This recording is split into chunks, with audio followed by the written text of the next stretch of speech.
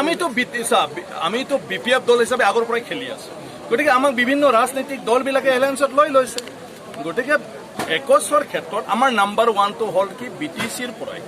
আমাৰ আজি বিপিএফ দলৰ যিখিনি প্ৰতিনিধি এইটো জয়যুক্ত কৰাৰ লগতে আৰু এটা দুটা আমি আৰু বঢ়াব পাৰোঁ নেকি ৰাজনীতিত সেইটো ইয়াৰ পিছত বাকী আমি কি কয় এলায়েন্স সেইটো আমাৰ যিখিনি এলায়েন্স এইটো ডিচাইড কৰিব নাই আমিতো ইমান বিটিচিৰ মানুহে উজনিত ক'ত আছে লোৱাৰত ক'ত আছে আমি কেনেকৈ জানিম আমাৰ কি লাভটো আছে মানে বিপিএফ দলৰটো একো নাই কাৰণ বিপিএফ দলটোতো অসমত ৰাজ্য মানে চৰকাৰ গঠন কৰিব নোৱাৰে পাৰিলেতো আমিয়ে হলো হয় বুজিলে আনৰ কথাটো কিয় কম হা পাৰিলেতো আমিয়ে হলো এই ইহঁতে ইমান জানা মানুহ আমি এইবিলাক আপোনাৰ কোনজন ছাৰ কোন নাই মোৰ ওচৰত এতিয়া কাৰো চিলেকশ্যন নাই বিটিচি নিৰ্বাচন শেষ হ'ব দেই ইয়াৰ পিছত কম মই বিজেপি কিং মেকাৰ হ'ব বুলি কৈ আছে এইটোতো চবেই কৈ লয় কংগ্ৰেছ এলায়েন্সে উজনিত কংগ্ৰেছ জিৰ' হ'ব বুলি কৈ আছে আপুনি কি আপোনাৰ এছেছমেণ্ট নাই মই এতিয়া ষ্টেট ইলেকশ্যনত নাযাওঁ এতিয়া বিটিচি নিৰ্বাচন আগত হ'ব সেইটো বিষয়লৈ সুধিলে মই ক'ম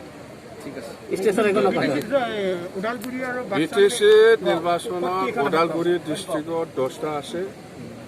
আমি 10টা লৈ যাম আৰু বাক্সাত 11টা আছে 11টাৰ ভিতৰত 9টা লৈ যাম 9টা আৰু কোকৰাঝাৰত 12টা আছে 12টাৰ ভিতৰত 9টা আমাৰ মূল যুঁজটো এফচু মানে ইউপিপিএল মানে এফচু আৰে আপোনালোকে চাওক এই চুক্তিটো আপোনালোকে ভালকৈ চাইছে না নাই ইয়াত অকল বড়োসকলৰ শব্দহে লিখিছে জানে এই বিটিআৰ চুক্তিত তাৰমানে প্ৰমোদ বড়োৰ এই বিটিআৰ চুক্তিমতে বড়ো আৰু অনাবড়ো মাৰপিট কৰি পেলাই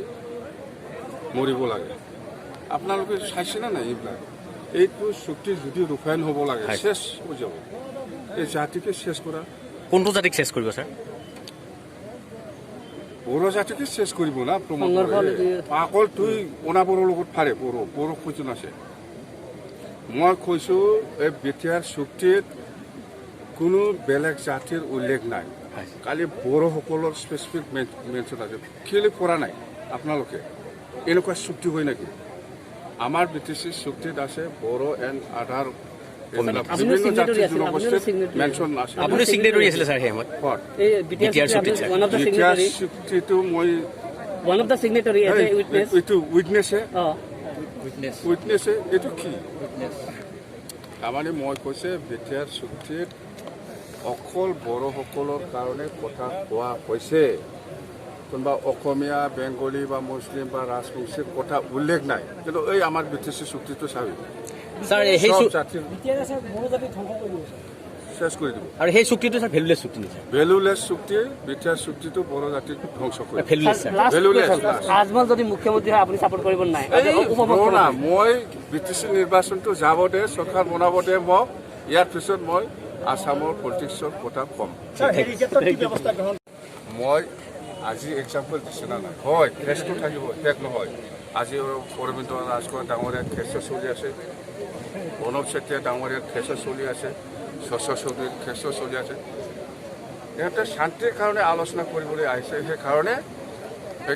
জেলৰ পৰা চব আলফা লিডাৰসকলক মুকলি কৰি দিছে ইহঁতে শান্তিৰ নামত আলোচনা কৰিছে না নাই ভাৰত চৰকাৰ আৰু অসম চৰকাৰ বা আলোচনা চলি আছে আলফা যদি আলোচনা চলিব লাগে তেতিয়াহ'লে লিডাৰসকলক জেলৰ পৰা ওলাব লাগিব এই হিচাপত ওলাই দিছে কিন্তু এতিয়া শান্তিৰ চুক্তি কৰিলে শান্তি বিচাৰি পেলাই শান্তিৰ নামত চুক্তি কৰিলে এতিয়া তো জেলত থকা লিডাৰসকলে ওলাব লাগিব না নাই যদি শান্তি হ'ব লাগে তো এইকাৰণে কৈছোঁ মই জেলৰ পৰা ওলাব কেছটো চলি থাকিব হয়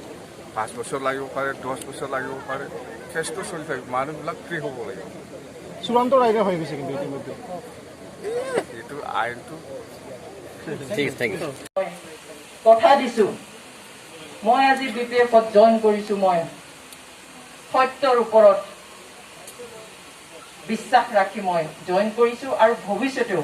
মই যি কথা ক'ম, যি কাম কৰিম, সত্যৰ ওপৰত বিশ্বাস ৰাখি সত্যৰ ওপৰত থাকি কাম কৰি যাম বুলি আপোনালোকক মই কথা দিছোঁ। আজি সমগ্ৰ ভাৰতবৰ্ষত, আমি অন্যৰ কথা বাদেই দিলোঁ, সমগ্ৰ ভাৰতবৰ্ষত সকলোৱে কেনেকৈ জীৱন যাপন কৰিছে আমি সকলোৱে জানো।